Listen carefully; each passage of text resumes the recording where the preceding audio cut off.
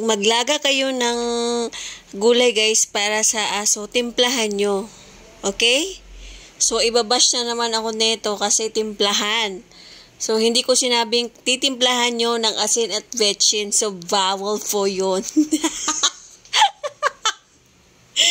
Agay! Nako, ang hirap mag-voice over. Charot. So, guys, maraming nagtatanong no kung paano ako maglaga ng gulay para sa alaga ko. Ayan, kung ano yung ibang foods na mga alaga ko maliban sa mga hilaw na karne. So, ito guys, isi-share ko sa inyo. Ayan. So, una dyan guys, ang binili ko ay 1 kilo na atay ng manok. Okay, 1 kilo yan.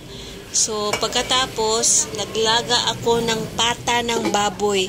So, yung sabaw nun guys is binuhos ko siya doon sa may atay para yun yung magsisilbing sabaw. Okay? So, pagkatapos nyan guys, syempre, papalambutin muna natin yung atay ng maayos. So, pagkatapos nyan guys, so nilagyan ko yan siya ng panimpla.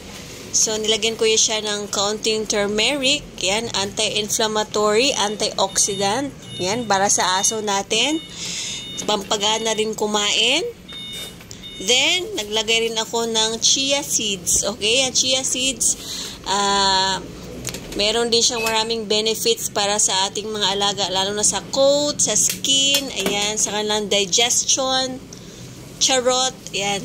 Tapos silagyan ko siya ng kaunting black pepper. Ayan. Siyempre guys, yung turmeric at saka black pepper, partner yan siya guys dapat. So, pero optional yan guys ha. Pwede nyo hindi lagyan kasi sa atay pa lang guys is lasa na siya, may lasa na siya. Okay? Huwag nyo lagyan ng asin, vetchin or ibang mga seasoning, basta yung mga magic sarap or mga cubes. Next guys, nilagay ko na yung kamote, ayan, tapos nilagay ko na yung kalabasa. Pagkatapos nilagay ko na dyan yung upo. Ay hindi guys, sorry, ano pala yan siya, sayote. Ayan, sayote. So ganyan lang siya kasimple guys, ganyan lang kasimple maglaga ng mga gulay. Either naman, guys, pwede naman pala siya, guys, atay ng manok. Pwede rin siya giniling na baboy. Pwede rin siya giniling na baka, karne, yung laman. Or pwede rin siya, guys, salmon. Ayan, naglalaga rin.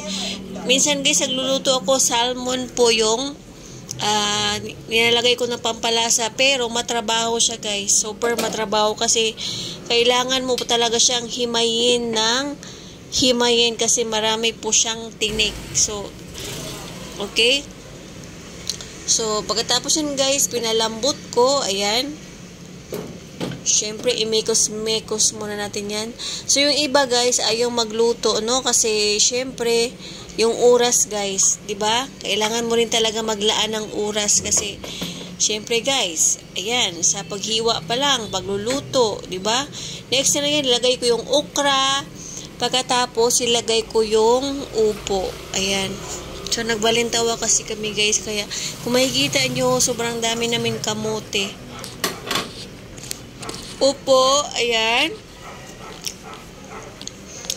Tapos minekos-mekos ulit. Okay? Kaya yung iba guys, so lutuan naman natin yung alaga natin guys ng masarap. Okay? So, basta guys, matutuwa yan sila guys pag may bago kayong luto. Promise. Pag sinabi nyong pihikan yung alaga nyo guys, pag magutom yung alaga nyo guys, kakainin din yan. Promise. Kakainin din yan.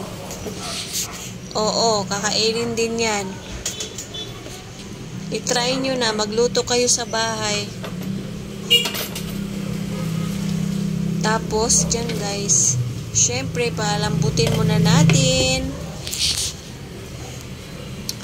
Yung mga kinakain ni Isko guys na akala na iba corned beef, minced beef po yun guys. Okay?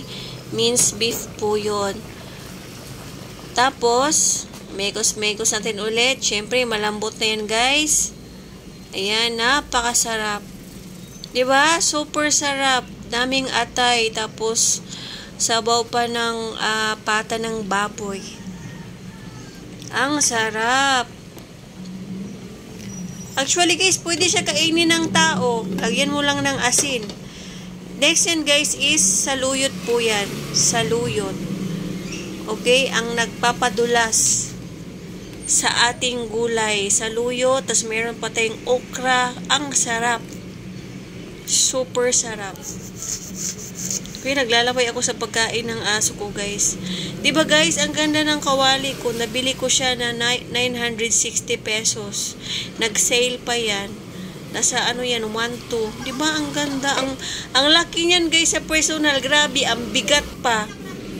Oo, bumili talaga ako niyan guys para may kaldero ako na maganda pag halimbawa, ganyan guys, nagpapaturo kayo sa akin paano magluto ng gulay ng aso. So, syempre, may maganda tayong kaldero. Next yan guys, ang napakaraming malunggay na 50 pesos. Tapos guys, yung nalunod ko na, nakalimutan ko na, kailangan ko palang maglaga ng kaunting malunggay guys para sa sarili ko. Gagawin kong tsaa, kaya yan guys, nag-iwan ako ng kaunti. Okay guys, sobrang sarap na yan talaga. Ganadong-ganado na naman kumain ng mga alaga ko, lalo na si Isko. Yan. Napakasarap. Kahit wag nyo na timplahan guys, pwede na yan. Basta may halo lang ng karne. Manok, atay, isda, baboy or baka. Yan. Basta guys, wag kayo magpakain ng aso na mga laga na buto guys, sobrang bawal po yan sa kanila. Bawal yung mga buto na niluluto or laga na guys. Ako nakakasugat yan sa loob, hindi yan natutunaw. Yan, napakasarap. Grabe. Kulang na lang, lagyan natin to ng asin. Tapos kakainin na rin ng tao. Napakasarap. O, diba? Wow! So, ganyan lang guys, kasimple maglaga ng ano guys. Depende naman guys, pwede naman din pechay, tapos cabbage, ganyan. Celery, maganda rin celery guys para sa aso. Yan.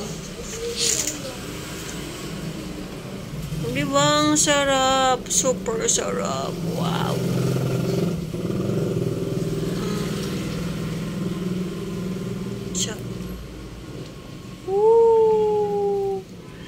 Kasarap. So guys, thank you for watching. Nahiya ako mag guys, voice over.